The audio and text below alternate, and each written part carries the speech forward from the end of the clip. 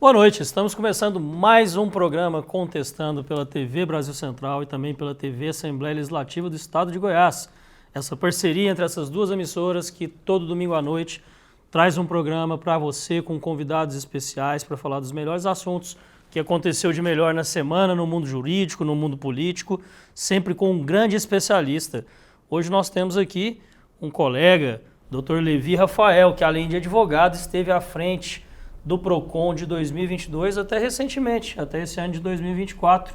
Então você já viu que você vai falar muito aqui sobre consumidor, sobre os seus direitos, sobre aquilo que todos nós somos. Desde o dia que nascemos até o dia que morremos, a gente consome indiretamente ou diretamente. Boa noite, doutor Levi, seja bem-vindo ao Contestando, obrigado por ter aceitado o nosso convite. Boa noite a todos que nos assistem, boa noite a nossos colegas de bancada e uma satisfação poder vir aqui, debater um pouco, né? Aprender sempre, em cada debate que a gente participa, a gente aprende também, mas compartilhar um pouco do que foi essa experiência aí ao longo de 2 anos à frente do PROCON Goiás. É isso, vamos falar muito sobre essa experiência, sobre a sua experiência à frente do órgão. Boa noite, doutor Caio. Boa noite, Daniel, boa noite, doutor Levi, boa noite, doutor Geraldo e boa noite a todos que nos acompanham. Tive o privilégio de ladeá-lo em inúmeras oportunidades como advogado, às vezes atuando em postos em lados opostos, e também tive o privilégio de, certa vez, procurar o Dr. Levi Alves Cornélio à frente da superintendência do PROCON esteve, fui muito bem recebido, deixo aqui meu testemunho, viu? Obrigado pela cordialidade e presteza. Quem nunca precisou de um PROCON na vida, né? Doutor Geraldo, seja bem-vindo, boa noite. Boa noite, Daniel, boa noite, Caio. Boa noite. Obrigado por vir aqui passar um pouco da sua experiência para nós. É isso. Advogado, empresário, graduado em Direito e pós-graduado em Gestão Empresarial, superintendente do PROCON de 2022 a 2024, atualmente filiado ao Partido Novo. Será que vem novos desafios por aí? Como começou essa história, doutor Levi? Como que você começou nessa trajetória como advogado? O que brilhou mais alto? Vem de família? Foi uma escolha de afinidade? Como que começou isso? Daniel, você sabe que é curioso, meu pai é eletrotécnico, a minha mãe é uma dona de casa e a paixão pelo direito veio de ouvir. Eu sempre fui um apaixonado, né, pelos discursos. A minha avó gostava demais de assistir o Jornal Nacional e eu acompanhava ela e ali a gente sempre via os congressistas falando, sempre com muita eloquência, né, grandes ícones aí da política, Ulisses Guimarães, o Tancredo Neves, eu sou dessa época aí. E sempre tive o parlamento e a arte de parlamentar em mente. E quando era criança, quem organizava ali o futebol era eu. Quando tinha treta entre 2 amigos, eu falava, pera um pouquinho, vamos ouvir primeiro aqui o companheiro, depois a gente ouve o outro. E isso foi aflorando de forma que quando eu tive ali os meus 14 anos, eu já defini que a minha faculdade seria Direito. Meu pai não me influenciou em absolutamente nada, né? Então cursei Direito, mas sempre tive também essa ânsia de empreender. Então sou um apaixonado pela arte da advocacia, mas um empreendedor também por acreditar que essa é a força motriz do nosso país. E o senhor é dessa época aí e nós também. Acho que aqui na mesa o Dr. Levi é o mais jovem de todos nós, né? Acredito que sim. Acredito que sim. O lado da política veio lá junto com a advocacia. Eu achei legal que quando você cita paixão pela advocacia, não só pelo embate, mas pelo discurso. Pelo discurso, eu acho que a arte de você saber colocar as palavras, né? Eu sou um cristão e tem um versículo na Bíblia que para mim é fantástico. Diz o seguinte, está lá em Provérbios: a palavra branda acalma o furor e a suscita aflora a ira. Né? Então quer dizer que a arte de você falar, a forma como você faz as colocações, você tem esse poder não só de persuadir para onde você quer, mas de resolver o problema, a hora de aplacar, a hora de ser mais aguerrido, mas sempre com um intuito, com um objetivo claro, né? Eu brinco, eu sou um amante do futebol e eu gosto daquele driblador efetivo, aquele cara que dribla em direção ao gol. E o drible do advogado é a arte de falar. Né? Então ele também precisa driblar as palavras e o seu raciocínio sempre com um objetivo claro, que é de fazer a ideia dele prevalecer diante de um debate ou até mesmo aplacar ali a ira naquele momento que todos estão com os nervos à flor da pele. E com essa escola também já se aventurou na política. E temos aí um político jovem que vocês ainda vão ouvir falar muito pela capacidade e competência que tem. A política vem também dessa época, também de acompanhar esses nomes como você citou, Ulisses Guimarães e outros. Eu vim de uma família assim, minha mãe e o meu pai são pastores, então sempre lideraram, né? E no momento ali nos idos de 1980, eu sou de 83, então quando ali eu tinha 6 anos de idade, nós estamos falando de 89, geralmente os líderes religiosos dos bairros eram quem também eram os líderes políticos. Mas meu pai e minha mãe nunca foram dados a política, era aquela política de primeira hora, de assistencialismo mesmo, básico. Né? A creche que existe hoje ali na rua X3 com a X1, no Jardim Brasil, região leste, foi meu pai que construiu. Então daí eu entendi que a política ela precisa ser um instrumento não de locupletar-se do poder, mas de servir. Então é nesse intuito que eu sempre fui imbuído. Meu pai nunca candidatou, minha mãe também não, eles sempre tiveram as vidas muito definidas, né? Nunca misturaram ali o ato de pastorear, né, a autoridade eclesiástica com utilizar isso em prol da política. Mas em mim sempre teve essa situação. Então já fui candidato a vereador aqui na cidade de Goiânia por 2 oportunidades, né? Já tive o privilégio de conduzir alguns órgãos. Na época do prefeito Íris, já tive o privilégio de estar à frente da Secretaria do Trabalho e agora recentemente com o Dr. Ronaldo Caiado tive o privilégio de como é apaixonante o direito do consumidor, especialmente quando você está ali no final da linha, na ponta, onde uma decisão sua pode trazer de volta o sorriso, pode acabar com todo aquele infortúnio que você passou, seja com uma viagem, seja com o que for. O direito do consumidor é 24 horas, então foi uma experiência para mim da vida pública, uma das melhores que eu tive. Né? Acho que a gente fez um bom trabalho, sempre com foco no cidadão. Eu tive o seguinte lema desde o primeiro dia, Dr. Caio. Eu prefiro ter o sorriso no rosto do consumidor, Dr. Geraldo, do que dinheiro de multa nos cofres do Estado. E foi com essa missão, com essa visão que a gente conduziu aí o PROCON nos últimos 2 anos. E muita responsabilidade, né? Porque de outro lado também tem um empresário que emprega, exatamente, que fomenta o mercado, que movimenta a economia. Então tem uma responsabilidade muito grande, dosar não é matéria fácil. Não. E ali assim, ó, no PROCON, o superintendente ele é o fiscal e ele também é o juiz. Então ele inicia o processo e sentencia o processo. Então eu tive o cuidado, Dr. Caio, e o senhor foi prova disso, de quanto a gente se aproximou do setor produtivo. Eu queria entender, poxa vida, espera um pouquinho, se tem um processo sancionatório em andamento é porque houve um defeito. Alguém não cumpriu alguma das partes. E o que foi? Faltou foi o quê? Faltou, doutor Geraldo, foi o PROCON ser mais ativo na prevenção ou faltou mais informação ao consumidor?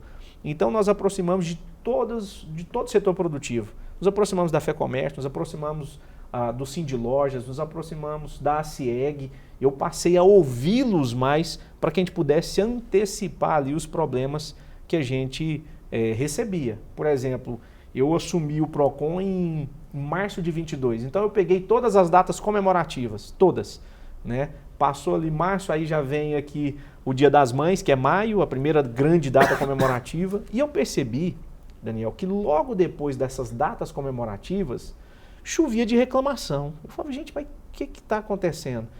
Fiquei observando. Depois veio o Dia dos Namorados. Problemas.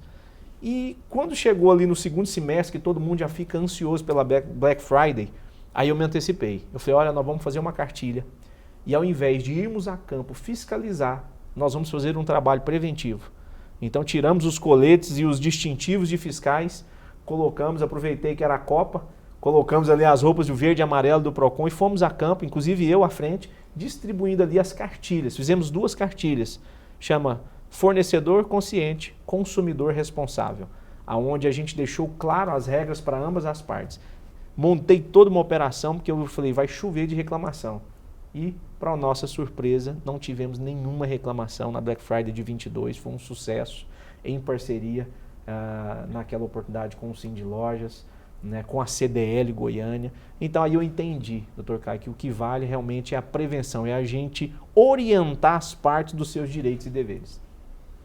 Parabéns pela iniciativa, né? Eu vi hoje, numa consulta rápida no Google, uma reportagem, não vou lembrar agora o site, mas dizendo que 80% dos brasileiros nunca leram o Código de Defesa do Consumidor ou não têm conhecimento do seu direito quanto consumidor. Verdade. Então, essas reclamações são de apenas 20% da população. E eu acho que a gente ainda Mas assim, tem que caminhar 80% muito. ler o Código do Consumidor... Não tem conhecimento do seu direito. Eu queria ter a certeza que 3%, 4% leram. Na verdade, assim, o doutor Geraldo, o senhor tem toda a razão, e por isso que a gente fez essa cartilha de forma didática com os principais assuntos que interessam o cotidiano. É o defeito do produto, qual é o meu direito quando eu compro, né? A dúvida que paira é o seguinte, eu comprei uma televisão dessas Smart TV em determinado hipermercado, e ela é de outra marca. E aí, quando a televisão dá problema, na cabeça do consumidor, ele tem que ir ao supermercado, e o supermercado que vendeu deve ser responsabilizado. E, em tese, isso é verdade, pelo princípio da solidariedade, né, da corrente da cadeia produtiva. Só que na prática, não. Na prática, o hipermercado pega essa TV ou direciona para assistência técnica, e o consumidor fica, estou sendo tolhido no meu direito. Quem tinha que me dar outra televisão é o supermercado. E aí a marca tem toda uma situação, ela tem o prazo, então, ali de 30 dias para resolver. Então a gente fez essa cartilha de forma didática, a fim de que esses principais direitos tivesse claro e à mão ali do consumidor, porque realmente a solidariedade é difícil de explicar, né? O defeito na prestação do serviço é difícil de explicar. Com o advento da internet, nós passamos a ter uma outra forma de consumir, que não aquela tradicional, né? Então daí veio aquele direito de arrependimento dos 7 dias, né? E aí paira a dúvida, né? Quando eu compro na loja física, Daniel, eu tenho direito de arrependimento? Em tese, não. Mas a loja deixou clara para você que não trocaria o produto? Também não. Então ela falhou com o direito de informação. Então, assim, é todo um quebra-cabeça que eu tentei fazer essa cartilha da forma mais didática, a fim de que ele não precisasse ler o código todo, mas que tivesse acesso aos seus principais direitos. O básico, é isso. E para mim parece claro que ao mesmo tempo que você tem a informação e isso acaba ajudando na solução dos conflitos e na prevenção, como o doutor disse,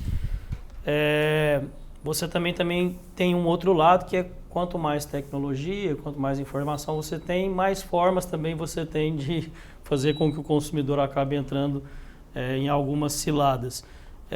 Muito se fala hoje em dia e as empresas reclamam muito com relação a como está sendo utilizadas as redes sociais, a internet nas relações de consumo, passando desde golpes, a assédio a consumidores. Eu queria saber se o PROCON tem uma área que seja específica ou alguém que trabalhe diretamente com essas novas tecnologias.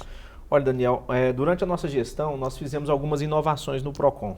Dentre elas foi realmente criar um departamento que pudesse receber e fiscalizar todas esse ambiente online, que é importantíssimo. E aqui eu gostaria de fazer um parênteses, uma reflexão, que de 2020 foi um marco assim, muito profundo na sociedade humana, né? Nós nunca passamos algo tão profundo. O que nós já havíamos vivenciado até então, a humanidade, eram a gripe espanhola, a Primeira e Segunda Guerra.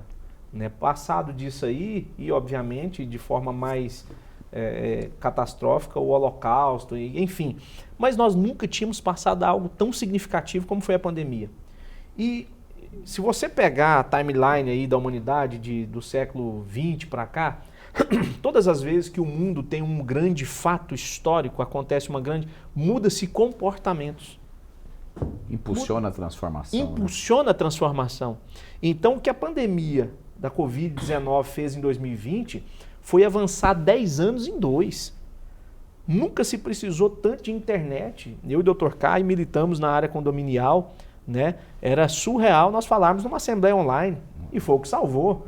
Né? Tiveram que adequar o Código Civil, e aí todo mundo passou a entender. Espera um pouquinho, você pega aqui na nossa região a 44, e aí vai ficar fechada? Não, vamos vender online.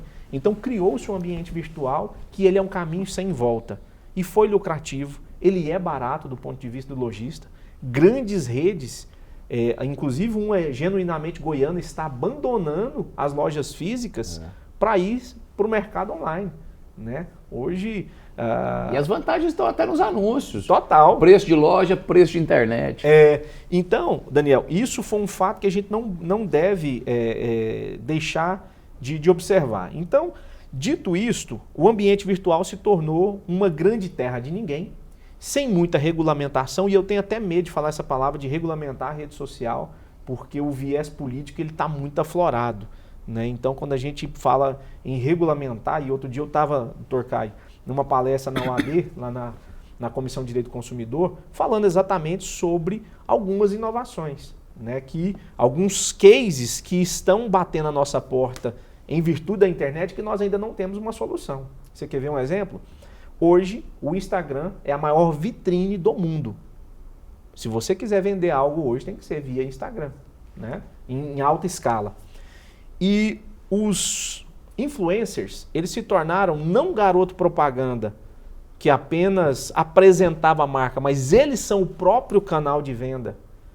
E aí, se você pegar, por exemplo, a Virgínia, ela é a que mais vende no Instagram, no Brasil. E é uma das top 5 do mundo. Então ela não é só uma vitrine, ela não é só uma apresentadora, tal como o sogro, por exemplo, que é o Leonardo. O Leonardo vende linguiça, ele vende empreendimento imobiliário, ele vende tudo, aquele cara. Né? E ele é apenas aquele cara que usa a imagem para apresentar um bom produto. Ela não, ela é o próprio ponto de venda. E aí eu pergunto, se numa situação em que ela é o próprio ponto de venda e ela, ao apresentar ali, ao vender o produto, há um defeito, ela responde? Ela é solidária? Ela é solidária? Esse é algo que está batendo a nossa porta, eu ainda não vi decisão nesse sentido. Para mim tem que ser. Exato, para mim também. Né? E aí? Está batendo a nossa porta. É algo, e o Código de Defesa do Consumidor, apesar aí dos seus 34 anos, ele é muito presente, porque quando fala da solidariedade, eu não coloquei ali, o legislador não trouxe para nós ali de forma objetiva. Então dá margem para essa interpretação. Então esse é um caso que está batendo. E bateu a porta do PROCON. E eu cito, ela fez uma ação publicitária em um shopping da cidade, onde, salvo engano, as 10 primeiras meninas que chegassem lá, ia tirar uma foto com ela. A equipe não preparou, o shopping também não se preparou, e quando souberam que a Virgínia estava lá, e ela é uma pessoa muito benquista, choveu de gente. Ela, apavorada, saiu do local, porque o segurança não conseguiria fornecer a segurança necessária. As meninas chegaram e não tiraram a foto. Foram ao PROCON Goiás dizer que precisava cumprir a oferta. E cumpriu? E cumpriu a oferta. Falou assim, vocês têm que dar a foto para as meninas. Elas chegaram lá, aprovaram, falaram que a gente fez o comentário, a gente foi sorteado e tal. Então, olha que coisa que era surreal nós pensarmos isso há 5 anos atrás. Né? Então, são inovações e fora os golpes que caem. Daniel, até quando eu estava lá, cerca de 20 dias atrás, nós recebíamos cerca de 25 denúncias por semana de golpes na internet. Que aí, na verdade, o Código de Defesa do Consumidor ele só existe se existir as duas partes. Se existir uma empresa de fato e se existir um consumidor de fato. Quando a empresa não existe de fato, porque trata-se de uma fraude, desaparece o Código de Defesa do Consumidor e entra-se o Código Penal. Né? O Código de Defesa do Consumidor é para quem existe. É para quando existe um fornecedor genuíno e para quando existe um consumidor genuíno. Quando uma das duas partes desaparece a relação. E o ilícito penal. Exatamente. Né? Então, assim, eu podia ficar aqui no nosso programa todo falando só sobre esses golpes da internet. E já que a gente está falando de internet, e eu não necessariamente sobre golpes, mas sobre internet e relação de consumo, como que funciona com relação a essas novas plataformas onde elas acabam fazendo ali uma mediação, digamos assim, entre o consumidor e o fornecedor, mas internacionalmente? Como são essas plataformas que se compram de produtos da China e tal? O PROCON tem jurisdição para atuar quando funciona dessa maneira? Então, não. A nossa orientação era sempre para que comprasse de um site que estivesse sediado no Brasil. O Código de Defesa do Consumidor ele só funciona para empresa sediada no Brasil. Que, diga-se de passagem, é algo curioso que aconteceu comigo. Eu não consegui. Olha para você ver o que é a consciência. Eu não consegui explicar para um amigo da Inglaterra que eu chefiava um órgão que tem por objetivo proteger o consumidor. Ele falou, mas por que tem que ter? Eu falei, nossa, como é que eu explico para ele, hein? E eu falei, não, é porque às vezes o fornecedor, ele pisa na bola. Mas por que ele pisaria se é o consumidor que paga as contas que dele? Mantém o negócio. Aí eu pensei, puxa vida, gente, deixa eu tentar. Por fim, não consegui explicar para ele. Falei, é uma coisa do bem. É muito bacana e eu tô aqui. E porque para eles é tão surreal que alguém queira lesar alguém, né, que não há necessidade. Mas aqui no Brasil nós temos, e é muito atuante. Então, quando se existe uma plataforma fora do país, a nossa dica, e você que está nos assistindo já pega, não compra direto não, que se der problema, deu problema. Né? Não tem tribunal, não tem corte arbitral que resolva isso. Você vai dar com os burros na água. Então é comprar de algum site ou parceiro que tenha sede no Brasil. Essa é a dica. Porque... E essa cultura está tão enraizada, né, assim, do europeu. Tem um CEO de uma grande marca multinacional que todos nós conhecemos. Ele fala, cara, eu não reclamo do cliente que manifesta descontentamento. Eu tenho muito receio daquele que não fala nada e que nunca mais volta. Eu sou esse cliente, eu sou o pior cliente. E ele fala, eu nunca fiz uma reclamação, eu simplesmente não volto. Esse a gente tem que preocupar. E assim... Mas com certeza esse CEO, ele tem uma instrução que não é brasileira. Ele já trabalhou nos Estados Unidos, ele já trabalhou em outro local. A nacionalidade é outra. Porque é o seguinte... A cultura é outra. Você vai aos Estados Unidos, você faz uma viagem com a família e vai passear lá.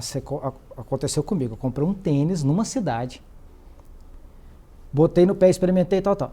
No outro dia, eu resolvi usar o tênis, mas já no carro indo para outra cidade. Cheguei lá na outra cidade com o pé doendo. Falei, não, vai ter jeito não, vou ter que trocar esse tênis. Aí você volta? Não. Achei a loja na outra cidade, fui lá, cheguei no balcão, o tênis ainda está o solado um pouquinho sujo. Eu expliquei, eu cheguei a usar um pouco, mas tá apertando meu pé. A pessoa fez, não precisa me explicar não. Você quer o dinheiro ou quer trocar por outro? Simples assim. É assim. Então, eu acho que, apesar de nós termos evoluído muito, todo esse trabalho que o PROCON faz e tudo para instruir a sociedade e tudo, o nosso código ainda é muito ruim. A pessoa compra uma geladeira nova. É para guardar comida. Sem a geladeira, ele não tem como dar o leite da criança, não tem como guardar a carne, vai apodrecer. Aí ele põe a geladeira lá. 24 horas ela para de funcionar. Ela não gela. Liga, acende a luz, tal, bonitinho, mas não gela. E aí não serve. Aonde você vai? Você não pode ir na loja. Se eu for no banco contratar um seguro, já está pacificado na jurisprudência. Eu fui no Banco do Brasil, contratei um seguro. O Banco do Brasil fala assim, não, você tem que ir atrás da seguradora. A jurisprudência fala, pode ir no banco. Na agência onde você contratou. Mas quando se trata de um supermercado, eu vou no supermercado, o supermercado vira para mim e fala assim, você chega lá com a geladeira e fala, não, filho, você ficou doido? Autorizada. Exatamente. Se vira. Então, 2 pesos, 2 medidas. Outra coisa, eu levo no autorizado, entrega a geladeira. O cara vira para mim e fala assim, 30 dias para eu te dar a resposta. Se eu vou te dar outro produto, se eu vou consertar e tal. Aí você volta para casa e explica para sua esposa que, infelizmente, a lei brasileira não te permite ter uma geladeira em casa. Então, eu acho assim, nós estamos ainda longe de um bom código. Mas aí porque, eu faço até uma pergunta, não, cara, me dê uma geladeira, eu acho que autorizada, vai ter lá, uma geladeira velha. Para mim não perder me garanta o uso, me dá, né? eu levo para casa pelo menos até os 30 dias. Tem produtos que se tornam essenciais. Hoje é essencial. O celular você não fica sem ele. Então você deixa o celular lá, o cara te dá um velho. Tabajara é só para você colocar ali seu chip para você não ficar incomunicável. Você precisa do WhatsApp, pronto. Assim, a pergunta que eu faço, e aqui fiquem à vontade para divergirem ou endossarem, será que a lei é ruim? Porque na minha ótica, a lei mudou o comportamento, a lei é um grande avanço, nós não tínhamos absolutamente nada, nós tínhamos entendimentos parcos, isolados. E veio uma legislação que eu acho ainda muito atual e sem dúvida que representa um grande avanço.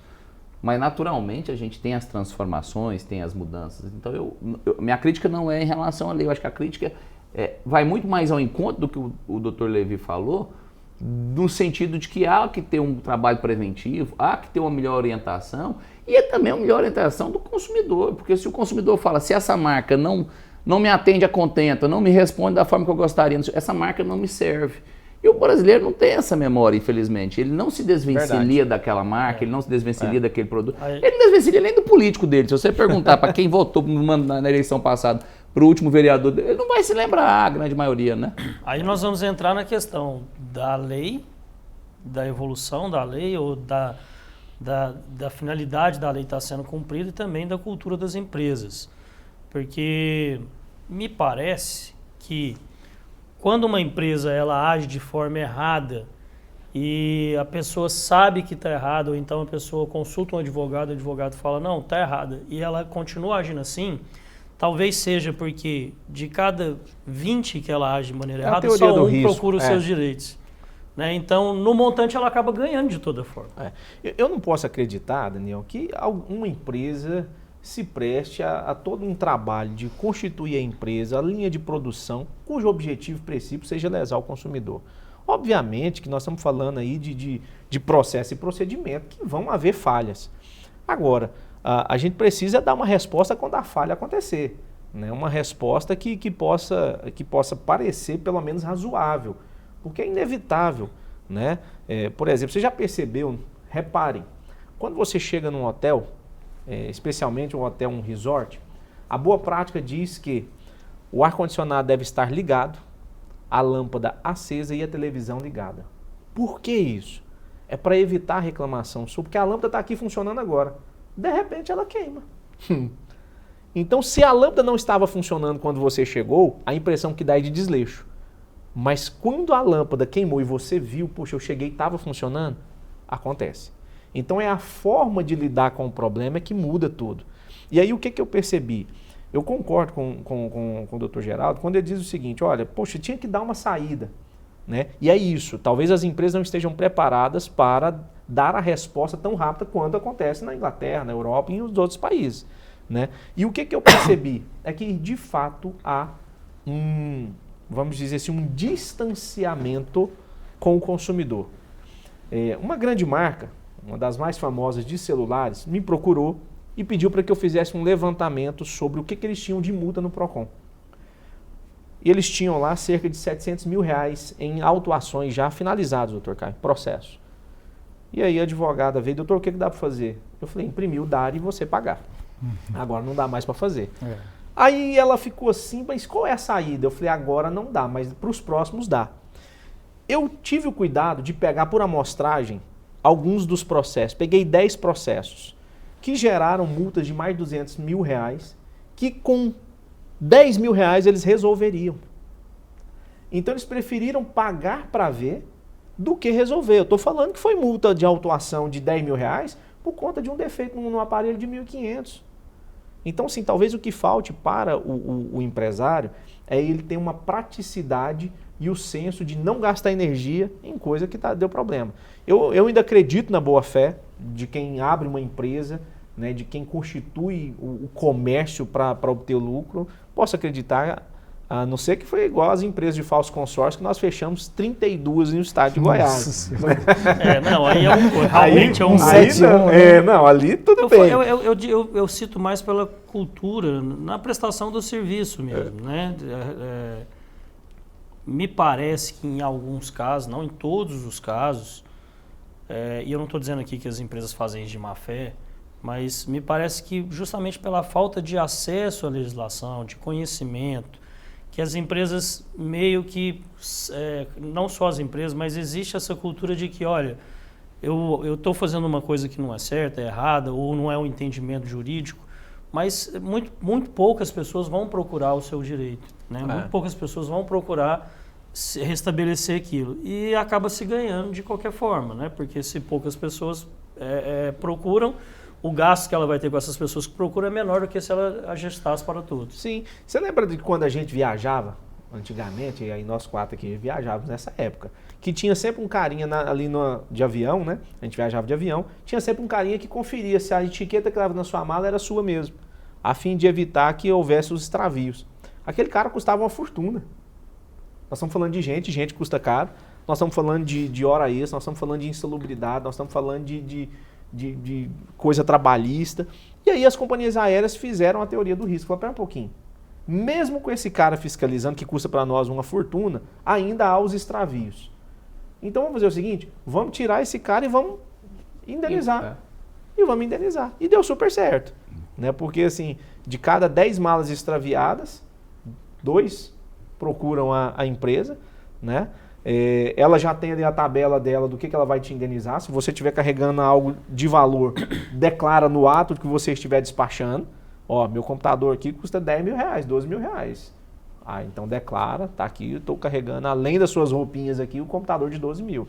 Aí funciona. Então, na verdade, algumas empresas ainda utilizam essa teoria do risco, né?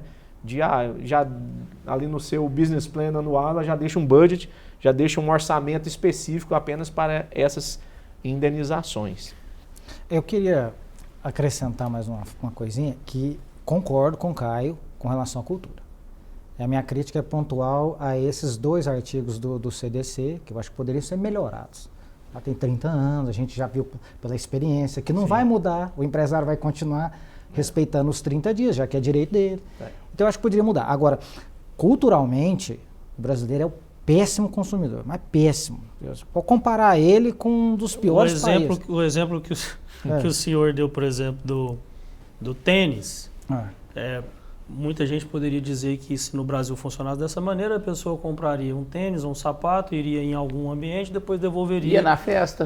Ia na festa, depois devolveria e tal, né? Porque essa é a cultura do brasileiro, de levar essa vantagem, o tal famoso jeitinho brasileiro. Eu tive um desse, hein? Eu tive um caso desse lá, que foi a bolsa que a moça comprou, depois eu explico. Sim, mas o que eu estou dizendo por exemplo, eu tenho 3 marcas que na minha casa não entram. Se algum produto só ela fabricar, eu vou ficar sem. Porque Essa é a melhor resposta. Porque já me passaram tanta raiva, mas tanta raiva, sabe? Ao ponto assim de o produto ter que ser descartado no lixo, que não tem.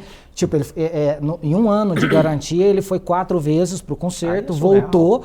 Aí a 5ª vez, já estava fora da garantia, falou, agora você tem que pagar. Eu falei, não, agora eu vou pular no lixo, quem quiser que mande arrumar, porque vai arrumar e vai estragar de novo. E nesse ponto, doutor, me perdoe, você perceba que as empresas, nesse caso, aí eu fui contundente, porque assim, foi 5 vezes durante 1 ano. Na minha concepção, a cada vez que o produto volta, renova a garantia, puxa vida. Não, e o mesmo defeito. O mesmo defeito, aí é ruim. Eu falei assim, vocês têm que levar em consideração que esse produto veio com defeito de fábrica. Porque troca a peça queima, então nós vamos ficar aqui eternamente, né? Pode perder a garantia. Então, você pode fazer 20 anos de garantia. Assim, o despreparo do consumidor, ele é tanto,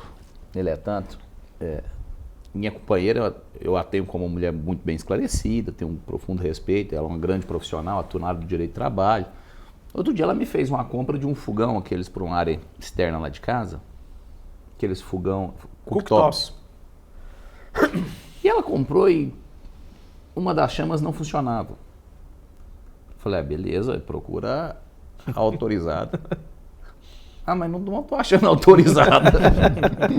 Onde? Como Falei, é que mas não era melhor ter olhado isso antes de escolher pelo produto? Autorizada em São Paulo. Internet. Falei, não, então deixa o fogão agora vai trabalhar desse jeito, mas não vamos ter dor de cabeça. Uma boca mesmo. E quando, doutor Caio, a gente tem aqui em Goiânia, eu vou citar o nome, o Sam's Club.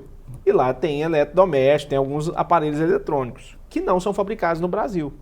E recentemente um amigo comprou lá um cooktop e não funcionou. E ele falou, Levi, acontece que eu fui lá e disse que tem que ir autorizado, só que não tem autorizado no Brasil. É nos Estados Unidos. Eu falei, então eles vão te dar outro. Aí nesse caso nós vamos aplicar a solidariedade, que aí eles vão ter que resolver. O problema é deles, né? O problema é deles. O senhor quer contar a história da bolsa antes da gente entrar no próximo tema? Vamos contar a história da bolsa. Eu já adianto que o próximo tema ele é muito bom, vai dar uma discussão boa. E eu acho que o senhor é o ideal para falar sobre ele, pelo que você disse no começo da entrevista. Tá. O fato é o seguinte, uma esposa de um amigo nosso, né, advogado, também esclarecido, ligou e comprou a bolsa. A bolsa chegou e ela guardou. Guardou por 3 meses. E depois, quando ela foi usar a bolsa, a cor não era a que ela tinha escolhido. Não se sabe se ela desbotou dentro do guarda-roupa, não se sabe se a cor já veio desbotada. Fato é que ela acionou o PROCON, abriu um procedimento, né, a fim de que o PROCON notificasse a empresa. Ela queria devolver a bolsa. Nunca usou a bolsa. Mas passaram-se 3 meses. Eu falei, minha amiga, adoraria te ajudar, mas não dá. Né? Foram 3 meses. né? E já passou absolutamente o prazo. Mas não tem nada que pode. Mas mesmo assim eu quero continuar com o processo. Eu falei, então vamos lá, por mero amor ao debate, nós vamos notificar, mas a resposta da empresa vai ser essa. Então, assim, e com todo respeito ao nosso amigo, eu acho que foi um pouco má fé. Entendi. Né? Não pode ser assim, né? Eu acho que... Chegou a bolsa, eu não é que eu nem usei, eu nem a vi. Nem vi. Nem vi a bolsa. Né? Doutor Levi, o senhor disse para nós aqui no começo que é cristão, né, filho de um casal de pastores, então vai ser bom ver a sua visão sobre essa notícia que aconteceu a semana passada, que foi o desabafo de um casal nas redes sociais que viralizou depois de uma loja que se negou a fabricar convites de casamento por serem homossexuais. O casal mostrou as conversas que teve com a empresa e a justificativa da empresa localizada no interior de São Paulo para negar o pedido é que eles não podem fazer, que eles não fazem produções para homossexuais. Aí a gente entra no lado religioso, mas obviamente eu queria que você falasse também sobre a questão do direito do consumidor, a questão da experiência que você tem com a maior tranquilidade possível. Eu tenho a Bíblia como meu manual de vida, né? E sigo a Bíblia. A Bíblia para mim ela não é apenas um livro de autoajuda que eu escolho o versículo que eu vou seguir hoje. Não. Ali é de A a Z. Ou você cumpre do primeiro capítulo de Gênesis até o último de Apocalipse, ou então não entra sem a instrução de um profissional, não é sua praia. Então eu sou cristão, nunca professei outra fé que fosse a evangélica. Mas eu entendo que essas discussões, por exemplo, elas nem devem permear o âmbito do direito do consumidor. O direito do consumidor, ele não escolhe cor, raça, opção sexual, não. Nós estamos falando de relação de consumo, né? Então não se pode fazer qualquer tipo de acepção, né? Seja por que motivo for, né? Eu não posso deixar de vender para você, né? Porque você é torcedor do time A e a loja é do time B. Não. Se existe o produto exposto, está lá, você é obrigado a cumprir a oferta. Então, nesse caso, por mais que esses empresários sejam cristãos, em se tratando da relação comercial e consumerista, eles se equivocaram. E aí nós estamos falando de que vão não só estarem incursos aí nas penas do Código de Defesa do Consumidor, como eu entendo também como advogado, que aí ensejou até um dano moral, né, por ter feito esse tipo de acepção. E eu me recordo que um dos meus discursos, quando nós fomos na Senacom, a Senacom é a Secretaria Nacional do Consumidor, e assim que o atual governo, com o viés de esquerda, assumiu, nós fomos chamados para a primeira reunião ordinária. E a minha fala foi exatamente nisso. Dr. Vade Damos, que é o secretário nacional de Defesa do Consumidor, eu perguntei ao governador que tom que ele gostaria que eu adotasse, né, no nosso pronunciamento. Ele falou, tom republicano e técnico. Eu falei, sim, senhor. Então, no meu discurso, eu falei, olha, secretário, eu queria dizer para o senhor que eu represento aqui o estado de Goiás, que é um dos estados mais bolsonaristas e de direita. Nós somos o Texas do Brasil, somos nós. Mas eu quero dizer ao senhor que a matéria que nos une, ela é suprapartidária e supra-ideológica. A matéria que nos une é o direito do consumidor. E aí não existe raça, cor, sexo, absolutamente nada.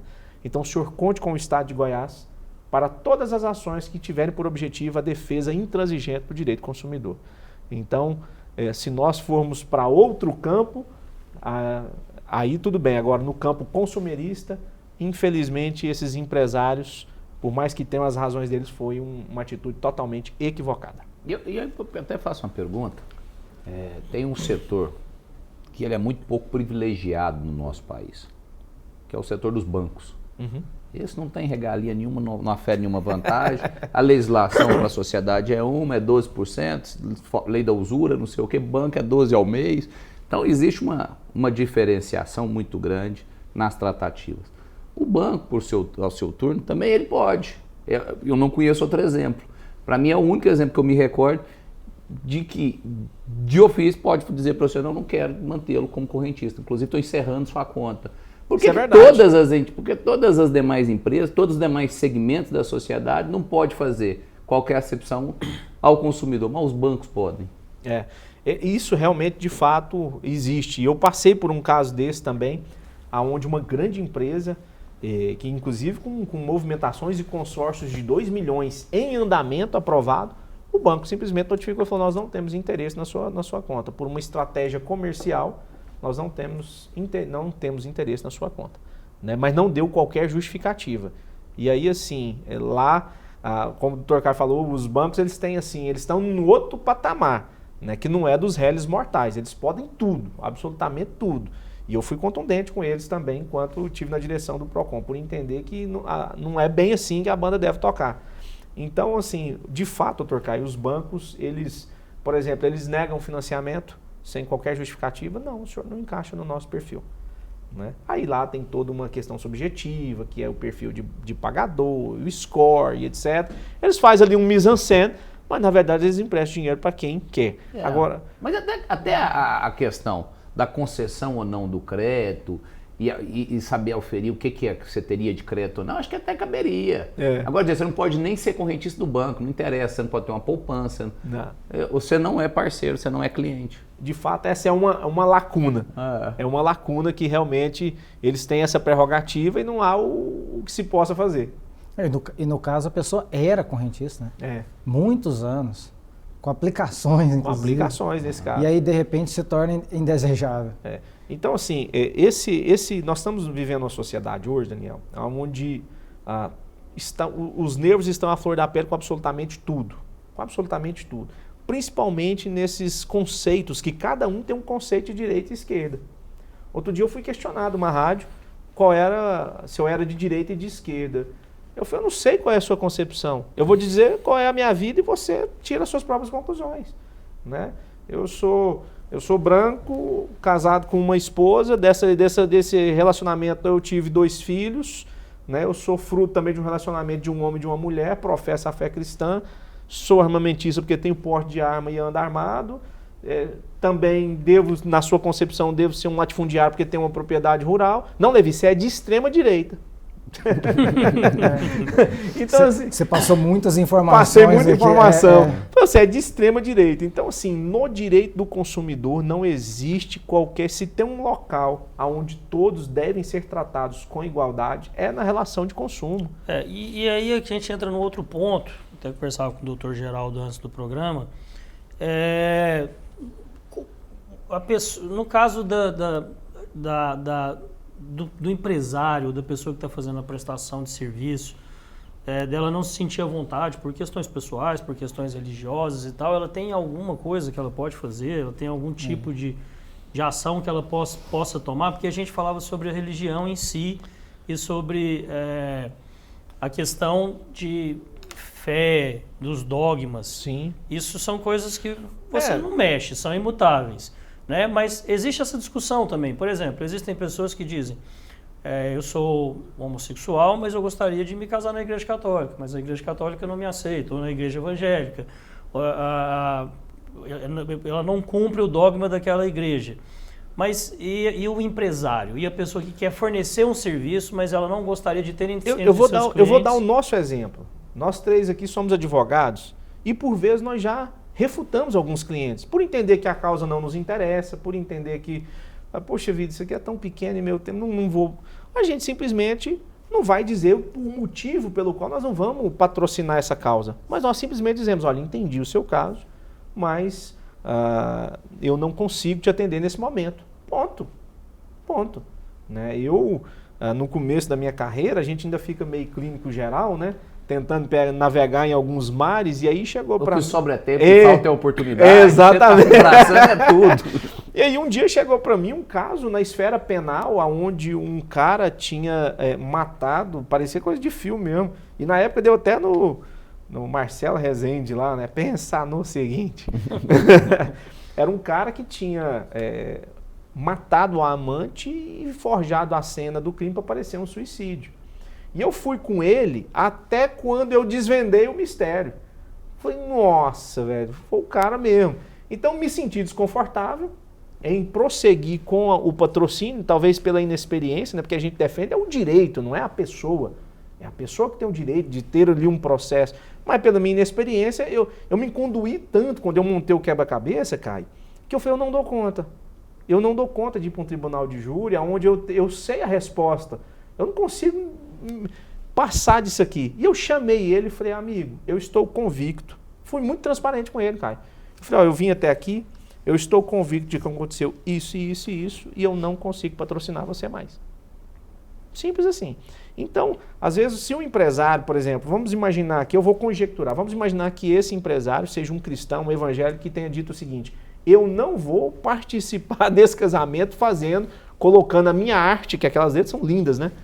Colocando a minha arte para um casamento homossexual que eu sou contra. Cara, bastava ele dizer, não tenho agenda, não vou fazer. Agora, o que pega aí é a justificativa. Aí você sai do plano profissional e passa para ir para um campo que não é legal de ser, em esfera nenhuma.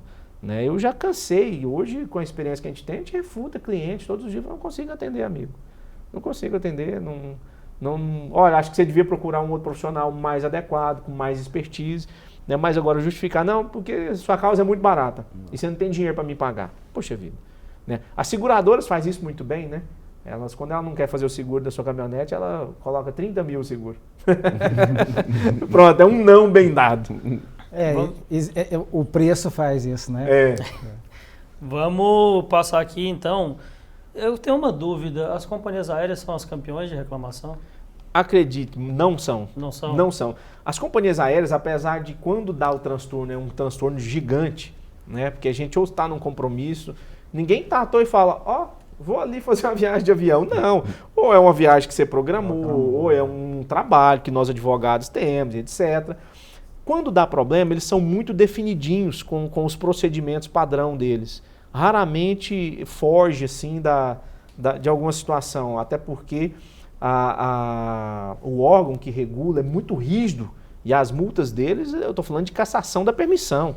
Então assim, o atraso foi superior a 3 horas, eles já chamam lá, já dá o voucher, já resolve, até porque eles não têm muito tempo também de ficar ali no saguão, como diz aqui em Goiânia, enzonando não, né? Já resolve. Mas as campeãs de reclamação são as companhias telefônicas. Eu imaginava. É o telefone. E ali de pertinho também deve ter as concessionárias de energia, que eu vou te falar, é outro sofrimento, né? Outra angústia. Deixa eu aproveitar então o gancho. Eu falei do código, falei do consumidor, vou falar do fornecedor. Eu já escutei de 2 colegas amigos, advogados, há muitos anos isso, mas dizendo que um advogava para uma companhia telefônica, o outro advogava para uma concessionária de veículos. E aí dizendo que não fazia acordo, nunca fizeram acordo, para não gerar o precedente. Porque sai um veículo com problema, um monte de veículo começa a dar problema. Chega ao ponto até do recall. Né? A fábrica, a concessionária não reconhece. Ela deixa o negócio estourar para resolver, para não gerar precedente. Porque se um fala que ganhou o direito, né, foi lá e trocou uma peça que custava 10 mil reais, todo mundo vai. Né? Eu consegui, infelizmente, isso é ruim como também. Eu estava né? do lado de cá defendendo o consumidor, eu consegui acabar com isso com a seguinte situação. Eu soube usar muito bem o poder que a mídia tem de informar. Né? Então, todas as vezes que a gente fazia uma ação que eu queria mandar um recado, eu dava o recado. Né? Então, por exemplo, as concessionárias, vocês não têm noção de como nos últimos anos para cá aumentaram as reclamações com relação ao defeito de carro. Estou falando de carro agora, que foi lançado ano passado, pegando fogo sozinho, uma loucura. E a concessionária cruzava os braços. Isso. Então eu dava um rito sumaríssimo nesse processo, a fim de que ele terminasse cumprindo todos os prazos. Né? Mas divulgava. Procon Goiás autua empresa X por isso. Aí os caras se coçavam e resolvia. Né? Por quê? De qualquer forma, o precedente já está aberto, porque já existe uma sentença, ainda que em âmbito administrativo, nesse caso. Com multa, inclusive. Com multa, inclusive. Então, assim, bastava alguém um pouquinho dar um Google que acessava rapidamente. O processo é público. Então, eu consegui fazer dar esses recados muito claros para as concessionárias. E agora, por exemplo, nós temos os carros elétricos. Assim que eu saí de lá, eu estava bolando um estudo muito detalhado sobre os problemas que esses carros elétricos já estão dando. Inclusive, cheguei até, num ramo que nós atuamos, que é no imobiliário. As tomadas não, as construtoras não estão fornecendo a infraestrutura adequada. Se 20 condôminos, comprar os carros elétricos... Eu fiz um estudo sobre isso. Esses transformadores de rua, a capacidade deles são de 120 kVA. Isso. Se a gente tiver uma utilização em número próximo a isso, de 20 e pouco, precisava de 320 kVA. Ou seja, ainda que o prédio se adapte, o sistema do serviço de fornecimento de energia já não atende. Então nós temos essa dificuldade. E temos uma outra preocupação, que eu até conversei com um colega parlamentar dessa casa, aqui da Assembleia Legislativa, que é a preocupação justamente com isso. São Paulo está inovando um estudo provocado pelo Corpo de Bombeiros para poder tentar evitar, Daniel, o problema dessa gravidade. Porque esses carros elétricos, quando se incendeiam, os próximos todos são atingidos. Sim. E olha a dimensão que isso ganha num estacionamento de subsolo, onde a intervenção é dificultada, onde o acesso é mais embaraçado. O caminhão não entra, e sobretudo pegando fogo. E outra, o incêndio causado por equipamento elétrico, ele é diferente. Sim. Ele é diferente. Então, assim... A água não resolve. Não, a água não resolve. Pelo contrário, a água faz agravar. Então, assim, são situações... combustão comburente? Exatamente. E eu vi também um cara falando no YouTube que quando se chegar a pegar fogo, ele explode pela lateral nessas baterias. Então, agora, a grande chinesa que chegou no Brasil prometendo mundos e fundos já está tendo problemas com os carros elétricos. Por quê? Os carros, eles têm que ter uma voltagem específica a fim de que a bateria cumpra o manual do proprietário, né? E quando você vai lá, que o primeiro técnico que chegar lá vai detectar que o carregamento não está de forma adequada, portanto você perdeu a garantia. Isso que eu ia falar, e perde? Perde a garantia. E o que vale mais? O carro ou a bateria, né? Pois é. É outro carro. Então assim, doutor, nesses precedentes eu fui um pouco safo, né? Usando aí a mente de advogado, sempre pensando, e eu dava os recados muito claros, né? Aos postos de combustível. Achei bom demais, falando em posto de combustível. O cara foi abastecer num posto próximo aqui, e aí chegou lá, colocaram o combustível errado no carro do cara. E aí o cliente falou, poxa, vocês têm que resolver, tem que tirar, limpar meu tanque. Eu falei, não, isso é problema seu. Que é isso? Amigo, ele pegou, não sei se vocês viram isso, sabe? Tudo quanto é noticiário aí. Pegou o carro dele, falou, não abasteça nesse posto, colocou lá e deixou o carro dele lá pelo menos 15 dias. Rapaz, eu acho que o posto teve um prejuízo. Ele falou, beleza, o carro não pode andar, ninguém vai resolver. Pegou o carro, parou na porta do posto, colocou um punhado de placa adesiva em cima do carro, falou, não abasteça aqui, isso aqui. Esse mercado, esse é outro assunto que assim, eu faço questão de ressaltar, né? Eu costumo dizer que a gente inovou demais na fiscalização dos postos de combustíveis, que hoje o Procon Goiás é referência. Os Procons do Brasil, e nós temos um grupo, né, lá dos 27 Procons, eles vêm a Goiás para fazer os treinamentos que a gente... E as ações específicas que nós criamos, né, com relação ao Procon. Então, por exemplo, tem determinados estados que o Procon não autua a distribuidora. Só autua o posto. Não, porque muitas vezes, o que eu fazia? Eu fazia 2 amostragens. Quando dava aqueles picos, né, de aumentos, eu fazia na ponta e ia na distribuidora. Ia lá no Senador Canedo, notificava 20 de uma vez. Que lá é bom de notificar lá, que é tudo dentro de um condomínio. Eu só chego e vou mudando o CNPJ e em 15 minutos eu notifico 20 distribuidoras para pegar as notas fiscais de venda. E muitas vezes a gente percebia que, na verdade, né, e aí o Sindiposto com medo já me ligava, Levi, a gente só está repassando, eu te prometo. Então, aí quando eu ia, realmente só estava repassando, aí eu autuava só a distribuidora, né, por um aumento e até para ser justo, né? E para ser justo, né? Então, assim, a gente criou algumas situações, porque quando a gente fala em imposto de combustível, não é só preço. Eu tenho, por exemplo, o máximo permitido de mistura do etanol na gasolina é 27%. Só que na safra do etanol, Daniel, compensa os caras colocar até 35% de etanol misturado na gasolina. Qual é o prejuízo que isso dá para o seu carro? Nada, até porque hoje os carros são flex e funcionam qualquer mistura. Mas no bolso, você não tem noção do que os caras ganham com isso. Então, em frente ao Tribunal de Justiça, aqui, né, aquele posto, nós lacramos lá 35 mil litros de gasolina, cuja a porcentagem de etanol bateu 32%. Então, o cara ganhava 5% a mais. Então, seu carro consumia mais e etc. Então, ele fazia ali um caixinha interessante nessa questão aí dos postos de combustível também. Bom, nós estamos chegando ao final, mas eu não posso terminar o programa sem te questionar isso. É o meu dever. Está afiliado ao Partido Novo, temos eleições municipais esse ano. O que a gente pode esperar do Levi aí para o futuro? Olha, essa é uma pergunta das que mais eu recebo, né? Eu desincompatibilizei dentro do prazo legal e isso acendeu aí atraiu os holofotes, né, de todo mundo. Porque assim, poxa, todo mundo, dada a exposição que o Procon me deu, e aí a gente não pode negar que foi um trabalho árduo, eu não tinha por objetivo eleitoreiro. Né? Tanto é que as minhas ações elas tinham começo, meio e fim e deram resultados. Não é aquelas ações que só apareceu na televisão e deu o quê? Ninguém sabe. Não. A gente deu resultado começo, meio e fim. E até atrai mais desgaste por vezes. Exatamente. Então, assim, teve um dia, eu me recordo, o Caio, sem delongar, mas é interessante esse fato, eu comecei a atrair para mim uma responsabilidade, que eu falei, pera um pouquinho, chamei minha assessoria de imprensa e falei, olha, a imagem que vocês estão passando do Levi para a população, eu não consigo corresponder. Daniel, não podia acontecer nada no estado de Goiás. Chama o PROCON. Porque realmente as minhas ações elas eram assertivas e dava resultado. Então, pasme, até um implante capilar eu fui procurado. Eu acho que a prestação de serviço aqui não ficou adequada. Bom, eu sou o juiz, né? Como é que eu sei se o implante capilar, se o procedimento for o adequado? Enfim, esse tipo de coisa. E eu falei, olha, dá uma segurada aí, porque eu não sou o Celso Russomano do Cerrado. Eu não tenho essa pretensão. Porque chega uma hora que você começa a atrair para si uma responsabilidade e não dá conta de corresponder. Aí vem a frustração. Então, assim, o trabalho foi muito bem feito e acredito que a gente pensou... Eu sou testemunha disso, viu, Levi? O Ronaldo Caiado, ele teve grandes acertos. Seu nome é um desses. O Wellington Bess, que lhe antecedeu, foi um grande também, representante, um grande líder. Então, o PROCON teve em ótimas mãos e espero que permaneça, né? Nós vamos ver daqui a pouco os reflexos do trabalho que está sendo realizado. Isso. E espero que seja a sequência daquilo que vocês construíram.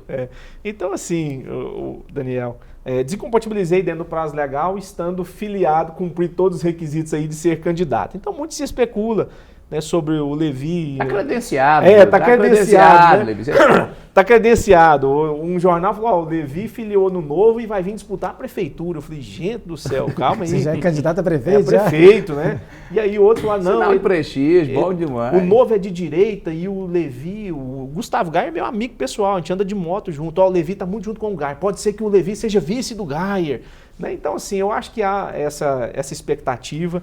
Né? A gente ainda está ouvindo e conversando com muita gente, as conjunturas partidárias são muitas, mas é bem provável que eu vá aí para as eleições esse ano, sim.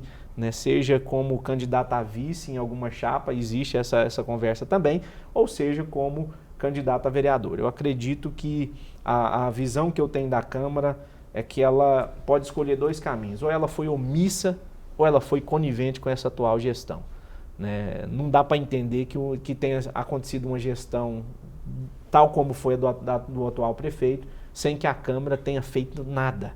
Né? Ela não cumpriu o seu papel de fiscalizar, ela não cumpriu o seu papel de cobrar. E quando cobrava era com a finalidade de gerar um fogo para vender o extintor. Ou seja, a Ceida Comur, por exemplo, foi uma grande piada. Então eu acho que eu tenho essa consciência que a gente pode contribuir por ser... Acho que o PROCON ele deu mostras do que o Levi é capaz de fazer. Quando precisou ser justo, foi justo. Quando precisou tirar um pouco a mão e tirou. Eu acho que eu fui assim, um cara entre... A média foi bacana e eu acho que eu posso contribuir aí com a nossa cidade. Eu costumo dizer aqui dentro da Assembleia, para os amigos, quando a gente discute sobre as questões municipais de outubro, é que qualquer que seja o prefeito que for eleito, ele tem uma missão muito grande para o próximo mandato, que é recuperar Goiânia, porque Goiânia talvez nunca tenha estado num momento tão difícil como está enfrentando. Então, vai precisar sim de uma Câmara que seja atuante, que trabalhe bastante e de uma gestão que consiga fazer a cidade voltar a ser o que sempre foi, né, uma cidade de referência no Brasil. Eu acho assim, Daniel, a gente não pode tratar os fatos isolados. Outro dia eu estava num debate questionando, e eu não sou aquela oposição sanguinária, que agride a pessoa, a honra da pessoa, não. Eu gosto de trabalhar, quem se presta a ser gestor igual eu fui, eu tive desafios no PROCON, de às vezes ter sido questionado, por que demorava tanto? Né? Poxa vida, só tem 10 atendentes, todo dia aqui essa demora, poxa vida. Eu tive que dar uma resposta. Então é desafiador e eu nunca me importei com as críticas. Então quem resolve assumir a condição de homem público tem que estar disposto a receber críticas. Então eu sempre teci as críticas à atual gestão sem atacar a honra do atual prefeito ou de qualquer pessoa. Mas num programa, eu discorrendo ali sobre alguns problemas básicos que ele não consegue resolver, e um vereador que estava lá debatendo comigo falou assim, não, Levi, a gestão está trabalhando muito. Eu mesmo fiz 4.000 requerimentos. Falei, vereador, das duas, uma. Eu não quero dizer que o senhor está faltando com a verdade 4.000 requerimentos. Mas esses 4.000 requerimentos é a evidência, a materialização da incompetência da gestão. Né? Porque eu não posso, é uma cidade sem planejamento, é uma cidade que depende toda hora de você. Já viu tanto que é ruim quando você trabalha sem planejamento? Toda hora um chega e te demanda uma coisa? Fala, pera um pouquinho, o norte é aqui. Então, assim, eu não posso acreditar que a população precisa depender de um vereador. Você tem que conhecer um vereador, olha isso. Você tem que conhecer um vereador, acessar ele tem que ser da base do prefeito, para que você tenha iluminação pública, para que você consiga a vaga na creche, para que você consiga andar numa rua sem buraco. Aí não dá. A minha análise da prefeitura, dessa administração, doutor Levi, de todos que eu ouço, que conhecem de perto o prefeito Rogério Cruz, é de que é um homem honrado, que é uma pessoa boa. Sim. E a crítica que a gente faz não é direcionada ao Rogério, nós estamos falando do gestor. É isso aí. Enquanto gestor, eu posso dizer com segurança, e eu não me recordo de alguém tão ruim. O que eu achei que pudesse comparar com ele, vendo agora a conclusão do mandato e os noticiários, inclusive os mais recentes, é de que foi muito melhor. Sim. Até os escândalos que envolviam a nossa capital eram menores, a repercussão financeira, o número de pessoas. E tem uma preocupação muito grande, e se a gente pegar hoje os números, eu nem me arrisco, porque esses números eles crescem de forma tão astronômica, o número de funcionários da Comurg hoje, com uma folha de pagamento daquela casa, a gente surpreende a todos que nos acompanham nessa noite. Sim, com certeza. Verdade. É algo digno de vergonha. E isso se arrasta por inúmeras gestões. Então, a Companhia Metropolitana de Limpeza Urbana precisa ter um olhar mais atento e ter um prefeito que, na minha concepção, um dos principais compromissos, e o que eu espero que alguém de fato se comprometa e cumpra, é mudar os quadros da Comurg. O grande problema é isso. A gente, quando assume determinada pasta ou determinado mandato, a gente não pode agir pela motivação errada. A gente não pode, por exemplo, a Comurg... Qual é o problema da Comurg hoje? É que a motivação é só eleitoreira. Se você pegar dos vereadores que participou na ceia, e eu os conheço, nós tínhamos lá funcionários da Comurg em desvio de função em gabinete de vereador que estava participando da ceia. Como assim? Né? É uma companhia que só tem a Goiânia como cliente, não paga atrasado. Gente, é só não desviar, é só fazer uma gestão com foco em resultado, que o resultado Corta aparece. na carne, diminuir a folha, sangrar, Pronto. tirar um tanto de gente encostada Caio, que recebe. pasme, só pra gente não devagar, Daniel, mas pasme, você que está nos assistindo, a folha da Comurg é fechada no Excel. Ninguém sabe ao certo, irmão, o que paga e o que não paga. Porque se tem um programa que dá conta, eu no meu escritório, com 12 pessoas, eu tenho um programinha que faz a minha folha de pagamento, tudo arrumadinho. Agora imagina 5 mil colaboradores, fechar a folha no Excel. Não existe. Tem muito a melhorar.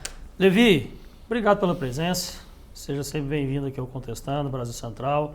Foi uma honra recebê-lo aqui. Desejo boa sorte aí na missão, seja ela qual for. Daniel, obrigado. Para mim foi uma satisfação, né, receber esse convite e fico feliz de estar aqui, conhecer o Dr. Geraldo. O Dr. Caio, nós já estamos aí há mais de 12 anos na estrada, né, Dr. Caio, com os condomínios, ora advogando juntos, e, enfim, um grande nome da advocacia goiana. E para mim é uma honra. Falar desse tema, a gente tem histórias aqui, eu brinco, eu tenho que escrever 2 livros. Um é sobre condomínios, que mais o Caio tem história que não acaba mais. E essa passagem minha pelo PROCON foi sensacional, enriquecedora enquanto cidadão, né, de como são as histórias mais engraçadas, horas trágicas, né, como por exemplo as questões aí dos autistas, que envolveu as maiores empresas de plano de saúde do Brasil, mas horas muito engraçadas. Então, assim, falar desse tema é bacana e espero que a gente possa contribuir de alguma forma, sabe, Daniel, com a nossa sociedade. Eu costumo dizer que só tem uma razão, só uma, pela qual Deus te concede dinheiro ou poder, ou os dois. É para que você possa servir. Né? Se você se aposta desse poder em benefício próprio, certamente você pode até durar um tempo, mas passará. Então a minha missão é servir. É isso. Fica uma boa conclusão e trago para você o abraço do presidente da Brasil Central, Reginaldo Júnior. Opa, grande amigo. Foi quem indicou o seu nome para essa entrevista com o direito de consumidor, muito bem indicado, por sinal. Obrigado, nosso presidente aí, um grande amigo, casado com uma grande amiga minha da época de Objetivo. Então, satisfação, Júnior, um abração, obrigado. Boa noite, doutor Caio. Boa noite, doutor Geraldo. Satisfação revê-lo, meu amigo Levi. Te desejo muito sucesso nos seus projetos, nessa sua nova empreitada. Homem reto, comprometido, competente, de uma lisura inconteste. Então, de nomes assim que a gente precisa na política, né? Então, pessoas com a sua qualidade. Boa noite, doutor Geraldo, e boa noite a todos que nos acompanharam. Boa noite, doutor Geraldo. Boa noite, Daniel. Boa noite, Caio. Muito bom tê-lo aqui conosco. Obrigado. É isso, um abraço para você que está em casa, fiquem todos com Deus, a gente volta domingo que vem com mais um programa Contestando. Até lá.